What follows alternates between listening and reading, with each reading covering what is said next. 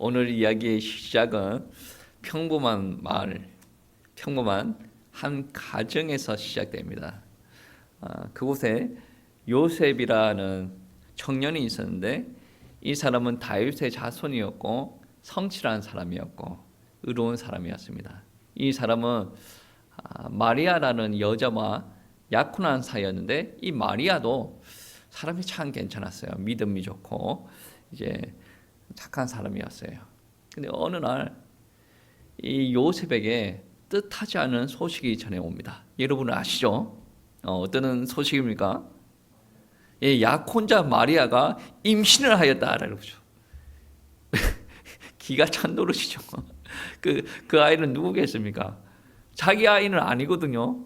자기 아이가 아니니까 다른 남자의 아이겠죠. 그래서 이 요셉이 많은 갈등을 합니다. 그런데 요셉이 의로운 사람 아니겠습니까? 이 마리아를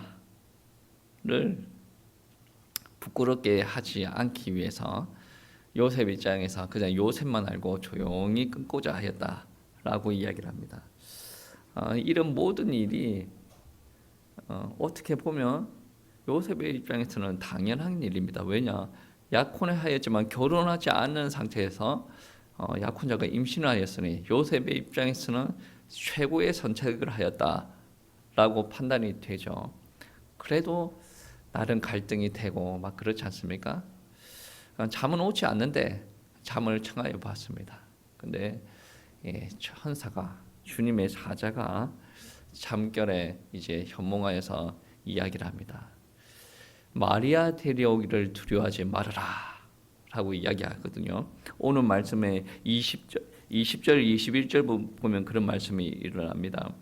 다윗의 자손은 요셉아 마리아를 내 아내로 맞아들이기를 두려워하지 마라. 그녀가 잉태한 아이는 성령으로 된 것이다.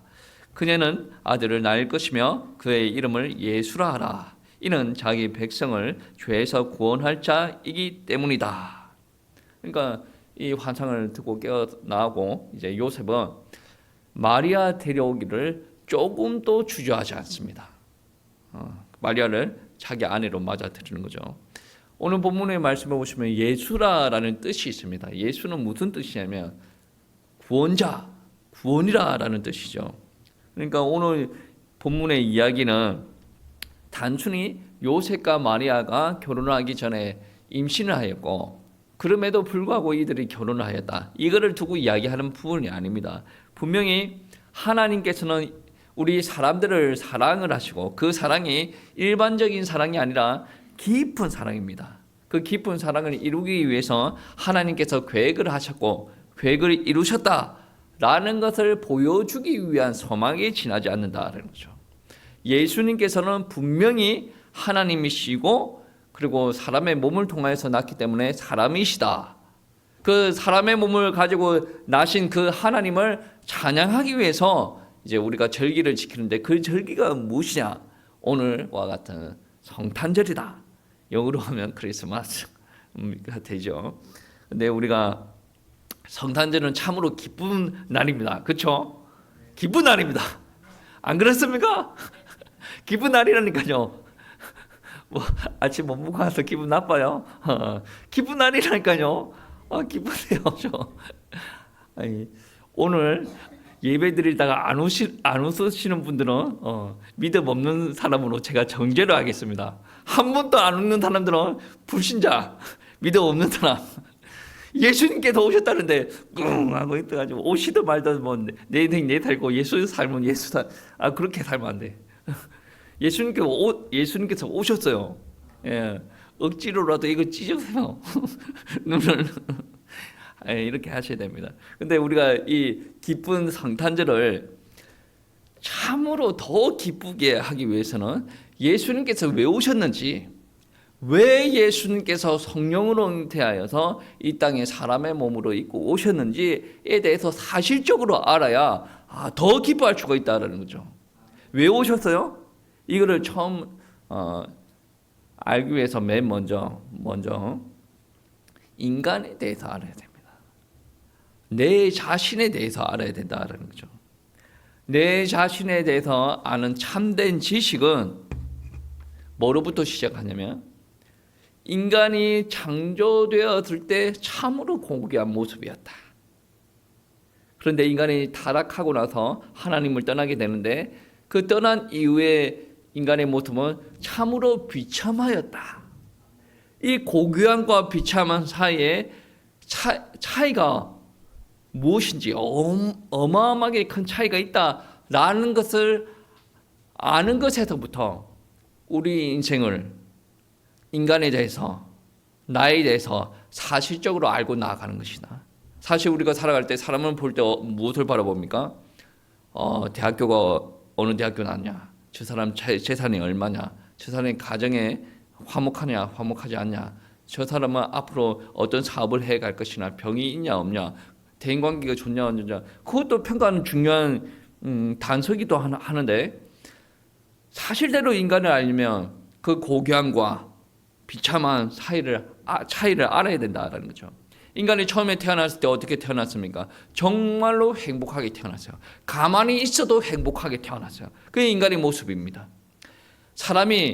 나무가 흙에 뿌리를 깊게 내리고 있을 때 나무는 참으로 행복함을 느낍니다. 그렇듯이 인간도 하나님의 형상대로 창조되어서 하나님과 교제함으로 하나님을 알게 됩니다. 하나님의 목소리도 알게 되고 하나님과 어떻게 소통하는지도 알게 됩니다. 하나님을 찬양하는 진정한 방법도 알고 있습니다. 그리고 인간에게 육신을 가지고 있는 인간이 정말로 필요한 부분들 하나님께서 채워주시고 공급하여 주시는 것을 압니다. 우리 죄 가운데 있는 사람들은 아무리 하나님께서 많은 것을 부여해 주시더라도 어떤 교만함이 있습니까?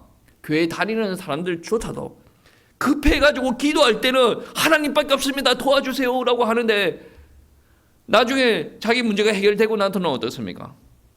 하나님께서 하셨다? 그거를 한 1%라도 인정할까요? 내가 해서 그렇다. 내가 99% 했는데 내가 기도했더니 하나님께서 1% 들어주셨다. 그렇게 교만한 거예요. 그만큼 영적으로 어두워졌어요. 근데 아담은 그렇지 않았다. 하나님과 교제하고 처음부터 끝까지 1%가 아니라 100% 하나님께서 나에게 공급하여 주시는 것이다 라고 믿음으로 고백할 정도로 영적인 귀가 육신이 하나님을 향해 있었다라는 말씀이죠. 하나님께서 말씀하시며 온전히 따랐다라고 이야기하고 있습니다. 그런데 이것을 아는 첫사람 아담이 하나님의 말씀에 불순종하고 죄를 범하게 됩니다.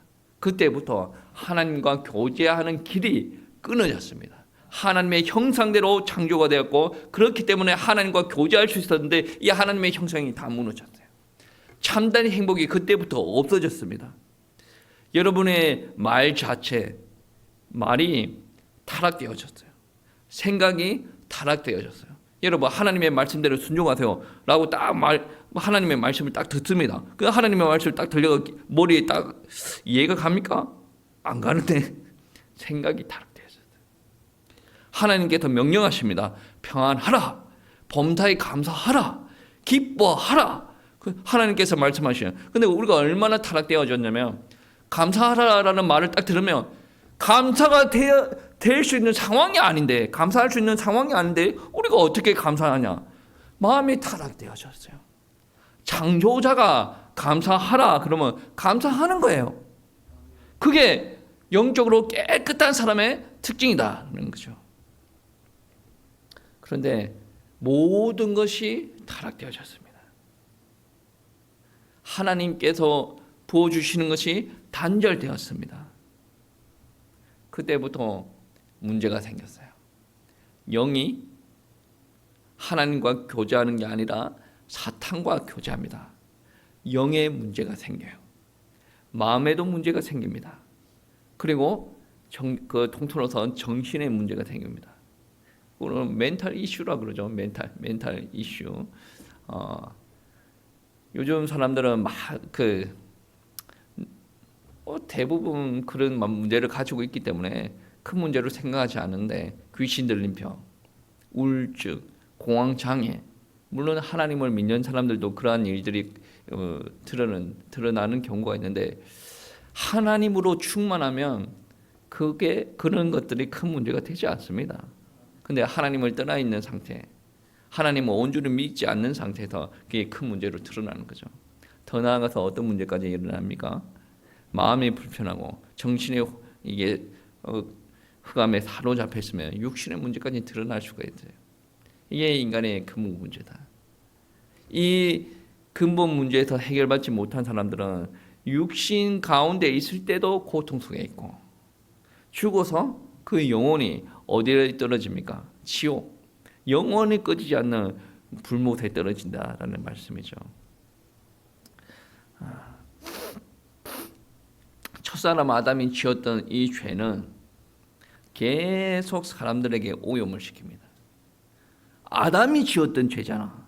나는 하나님의 말씀, 그래 여러분 간단하게 이야기하면 에덴 동산에서 불순종했던 그 죄 나는 짓지 않았다는, 근데 왜 나한테 이 죄를 묻냐?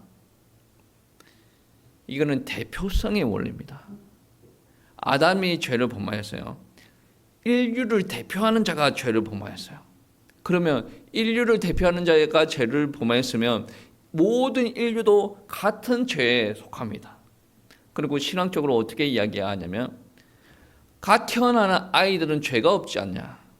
그게 아닙니다. 죄가 있어요. 섬세 구체적인 단계별로 학자들이 이야기할 때 갈라지긴 하는데, 근본적으로 통일된 죄가 이동되는 과정을 보면,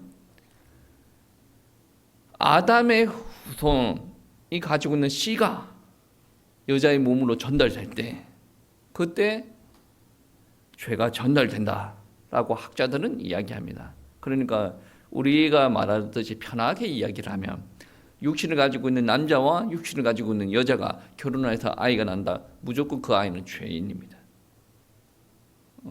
성경책에서도 그런 이야기하죠. 모든 사람이 죄를 범하였음에 하나님의 영광을 이루지 못하였다. 신학자들이 이야기할 때도 전부 다 성경 구절에 근거하여서 이야기를 하는 바입니다. 이 말은 무슨 말이냐면, 절대로 인간의 능력으로 죄 가운데서 벗어날 수가 없다. 하나님을 만날 수가 없다. 마귀가 주는 그 저주와 고통에서 해결받을 수가 없다라고 이야기를 합니다. 이것을 성경에서 이야기하는데, 하나님께서는 첫사람 아담이 죄를 범하고 나서 바로 직후에 어떤 이야기를 하시냐면, 그 죄에서 벗어날 길을 이야기를 합니다. 창세기 3장 15절 말씀해 보시면, 내가 너로 여자와 원수가 되게 하고, 내가 누굽니까? 하나님이겠죠. 너는 누굽니까? 마귀겠죠. 예뱀. 내 후손도 여자의 후손과 원수가 되게 하리니 여자의 후손은 네 머리를 상하게 할 것이요 너는 그의 발꿈치를 상하게 할 것이니라 하시고, 너는 여자의 후손과 원수가 되게 하겠다. 이거는 성경을 처음부터 끝까지 한번 다 읽어본 사람들은 다 아는 겁니다. 상식적인 지혜만 있는 사람들 다 아는 거예요. 제가 어떤 목사님이 탈북민 사역을, 이제 중국에서 탈북민을 만났어요. 그 아이는 초등학교 다니는 애였답니다. 근데 그 아이한테 성경 이야기를 가르쳐 주면서 창세기 3장 15절 이야기를 했대요. 그러니까 그 초등학교 다니는 그 아이가 하는 말이 뭐냐면, 여자의 후손 예수님이잖아요. 그렇게 이야기. 어떻게 알았니? 자기 성경책 몇 번 읽었대요. 그러면 여자의 후손은 예수님인 거 당연한 거 아니에요? 그렇게 이야기하는 거예요. 물론 북한말로 했겠죠. 북한말로 했을 겁니다. 여러분, 여자의 후손에 대해서 지금 또 모르고 있다라는 분들은 성경책을 처음부터 끝까지 한 번도 안 읽어본 사람이고, 설교를 듣더라도 한 번도 제대로 들어본 적이 없는 사람이에요. 여자의 후손을 안다라는 것은 엄청난 높은 소학 능력을 가지고 있는 사람들만 아는 것이 아니라, 성경책만 제대로 읽고 성령의 조명만 있는 것이면 누구나 다 알 수 있는 것이야. 박사들도 몰라요. 성경책을 있는 그대로 믿는 사람만 알 수 있는 거다. 그러면 여자의 후손은 누구예요? 예수님. 예수님과 예배 마귀 너희는 원수가 되게 하겠다. 그러면 여자의 후손은, 예수님은 너의 머리, 마귀의 머리를 상하게 할 것이고 너는 예수님의 발꿈치를 상하게 하겠다.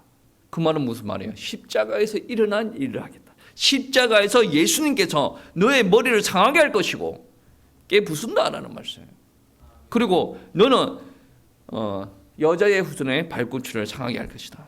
십자가에 못 박히는 걸 두고 이야기를 하는 부분들이죠.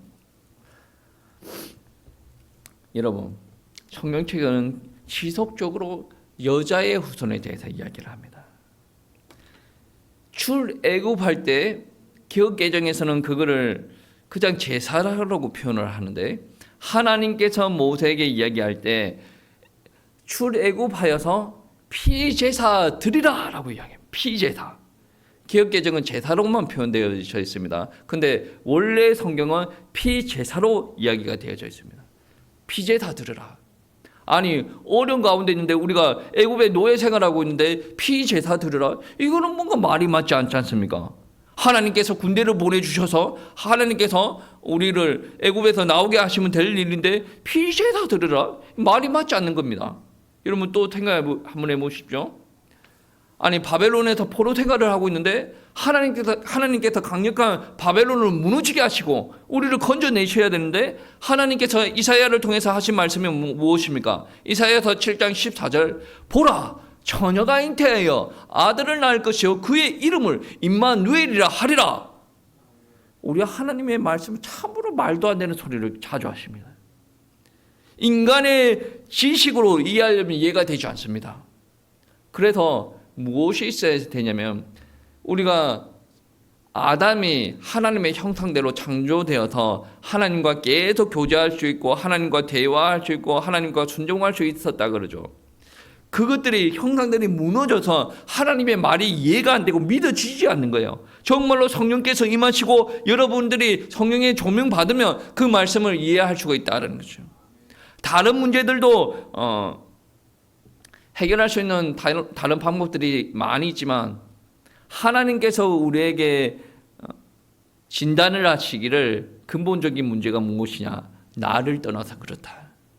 그러면 너의 문제 해결을 하려면 어떻게 해야 되는가? 피제사 드려라. 임마누엘 하나님과 함께 해야 된다라는 것을 두고 이야기를 하고 있습니다. 오늘 본문 말씀은 그래서 중요합니다. 처녀가 약혼자가 임신을 하였어요. 그 임신하여서 어떻게 보면 요셉 입장에서는 마리아와 파혼을 하게 됩니다. 이 파혼을 하게 되면 그 아이는 어떻게 됩니까? 마리아가 임신한 그 아이는 어떻게 됩니까? 죽게 되죠. 간음죄로 돌멩이를 맞아가지고 죽습니다. 마리아가 죽으면 그 아이의 그 몸에 있는 아이도 죽게 되죠. 그러면 하나님의 말씀이 성취가 되지 않는다라는 거죠. 그래서 천사가 누가복음의 말씀에 가면 마리아한테 가서 이야기하는 부분들 있죠. 마리아에 가서 두려워하지 말아라 라고 이야기하는데 오늘 본문 말씀에 보시면 요셉에게 가서 또 이야기를 하죠. 요셉에게 가서 두려워하지 말아라. 마리아 데리러 오기를 두려워하지 말아라. 그 아이는 성령으로 잉태된 것이다 라고 이야기하는 거죠. 그러니 오늘 본문 말씀에 너무나도 우리들에게 귀한 말씀이에요. 마리아도 순종했고 요셉도 동정했고 그리고 하나님의 아들 예수 그리스도가 이 땅에 온전히 나실 수 있게 되었다라는 것입니다. 왜 이렇게 했습니까? 이야기했죠. 인간의 문제는 하나님을 떠난 문제다. 그 하나님을 떠난 문제를 해결할 해답은 하나님을 만나는 길이다. 그 만나려면 어떻게 해야 되냐? 하나님께서 말씀하여 주셨다. 여자의 후손, 처녀의 몸에서 잉태된 그 성령으로 잉태된 그가 오셔야 그 문제를 해결하실 수가 있다. 이거는 눈에 보이질 않는 겁니다. 믿음으로 믿어야 되는 영역이에요. 육신에 속한 사람들은 해답을 구할 때 눈에 보이는 것만 구하지 않습니까? 돈이 없는 사람들, 돈이 있어야 됩니다. 건강에 문제 있는 사람들은 건강이 회복되어야 됩니다. 가정에 문제 있는 사람들은 가정이 회복되어야 됩니다. 이거는 육에 속한 사람들이 늘 구하는 문제지 않습니까? 하나님께서 말씀하시기를 그게 본질적인 문제가 아니다. 여러분 경제 문제 왜 있습니까? 창세기 3장에 죄를 범하였기 때문에 하나님께서 저주하십니다. 네가 땀을 흘려야 이 땅에서 소산을 얻게 될 것이다. 경제 문제가 그때부터 시작된 거예요. 여러분, 관계 문제가 부부의 문제가 언제부터 문제가 일어났습니까? 창세기 3장부터입니다. 너는 아내를 다스리게 될 것이고, 아내는 남편에게 순종하게 남편을 원하고 남편을 따라가게 될 것이다. 이게 죄에 있는 사람들의 특징이단 말이에요. 근데 복음이 있는 사람들은 어떻게 합니까? 남편이라도 아내를 존중하고 아내도 남편을 또 사랑하고, 이게 온전한 관계로 회복되어지는데, 죄 가운데 있는 육신의 기질이 여전히 있는 사람들은 어떻습니까? 아내는 계속 남편만 바라봐. 졸졸졸 쫓아다니면 졸졸졸졸졸. 남편은 계속 따라오는 아내 보고 맨날 이거에 저거에 막 다 틀리려고 해요. 성령 안에서 물론 그런 기질이 무조건 나쁜 거다라고 할 수는 없는데, 성령 안에서 차츰차츰 회복돼야 돼요. 눈에 보이는 게 다가 아니죠. 눈에 보는 게 다가 아닙니다. 질병도 창세기 3장부터 오는 겁니다. 그러면 창세기 3 기뻐하십시오. 기뻐하십시오. 창세기 3장부터 그 문제가, 창세기 3장부터 경제 문제고, 창세기 3장부터 육신의, 창세기 3장부터 가정의 문제가 왔다. 그러면 이것만 놓고 기도하는 게 아니라 이 문제가 해결받아야 될 거 아니에요. 그래서 이 문제 해결하시기 위해서 하나님께서 오셨다. 이 문제가 큰 게 아니에요. 이거는 고통 속에 있더라도 정말 하나님을 만나야 되는 거예요. 근데 이 문제를 해결하려고 하는 그 사람들이 이 문제만 집중을 하고 있다. 하나님을 만나야 차츰차츰 해결되는 겁니다. 왜 성령으로 잉태된 예수 그리스도라야 됩니까? 죄에 빠진 사람들을, 죄 지은 사람들이 구원을 할 수 있습니까? 다른 말로 아담의 씨를 받은 아담의 후손들이 죄인들을 구원할 수가 없습니다. 아담의 씨는 저주의 씨입니다. 죄의 씨입니다. 그래서 구원을 할 수가 없다라는 것이죠. 그 밑에 내리는 후손들도 다 죄로 말미암아 오염이 되어져 있다라는 거죠. 그 죄로 오염이 되지 않으려면 어떻게 돼야 됩니까? 아담의 씨를 받지 않아야 됩니다. 그래서 오늘 본문 말씀해 보시면 요셉의 씨를 받아서, 쉽게 말해서 잠자리를 해서 마리아가 요셉의 아이를 뵀다라고 한다면 그 아이는 예수가 될 수가 없습니다. 구원자가 될 수가 없어요. 그렇게 하지 않기 위해서 야곱만 했는데 하나님께서 성령으로 그저 잉태시켰다. 그래서 요셉이 데리고 오기를 두려워하지 말아라, 성령으로 된 것이다 라고 이야기했을 때 이 요셉도 믿음의 사람이었기 때문에 딱 알아들은 거예요. 그러니까 하나님의 뜻을 이루기 위해서 순종을 하고 나가지 않습니까? 여러분, 성령으로 잉태됐다, 그분이 예수다, 그분이 그리스도다 라는 것을 믿으시기 바랍니다. 예수님께서는 우리를 살릴 생명이 되십니다. 능력이 되십니다. 하나님께서 하나님께로 인도할 길이 되신다라는 것이죠. 믿으시기 바랍니다. 이거는 믿어야 되는 영역이 됩니다. 왜 이런 예수님이 필요합니까? 이 땅에 있는 많은 사람들은 죄인입니다. 하나님을 떠나서 사탄의 손에 장악되어져 있습니다. 사탄이 주는 나름의 복도 받아요. 사탄이 주는 저주도 받습니다. 사탄이 주는 고통도 받습니다. 그렇기 때문에 이 사람들이 계속 사탄에게 유혹돼서 졸졸졸 끌려가지 않습니까? 무슨 문제가 생겼다 그러면 이제 절에 올라가서 108배를 하고, 무슨 문제가 생겼다 그러면 점집에 가서 막 점을 보고 구출을 하게 되고, 계속 사탄에 졸졸졸 끌고 가는 형상들이 만들어지죠. 종교에 사로잡히고. 궁극적으로 그들이 하고자 하는, 마귀가 하고자 하는 바가 무엇입니까? 하나님을 못 만나게 하는 거다. 그래서 나름의 복도 주고 저주도 주고 건강도 빼앗아가고 다시 건강도 주기도 하고 뭐 이런 일들이 벌어진다는 거죠. 이 땅에 있는 모든 죄인들을 구원하시기 위해서 하나님의 예언대로 성령으로 잉태된 예수님께서 우리들의 구원자가 되셨다라는 겁니다. 그분은 곧 우리가 하나님을 만나는 길이 되시고, 우리의 고통과 실패 가운데서 건져내 주시고, 새 생명으로 인도하시는 예수 그리스도가 되신다라는 것입니다. 나는 하나님을 의지하고 하나님을 신뢰하고 영접하면 어떤 일들이 일어나냐면 내가 하나님의 자녀가 됩니다. 하나님의 자녀 되는 권세가 내 가운데 있습니다. 그리고 내가 하나님을 영접을 하면 내 가운데 성령으로 잉태되신 그분이 성령으로 나와 함께 하신다라고 이야기를 합니다. 오늘 말씀해 보시면 그런 말씀이 있죠.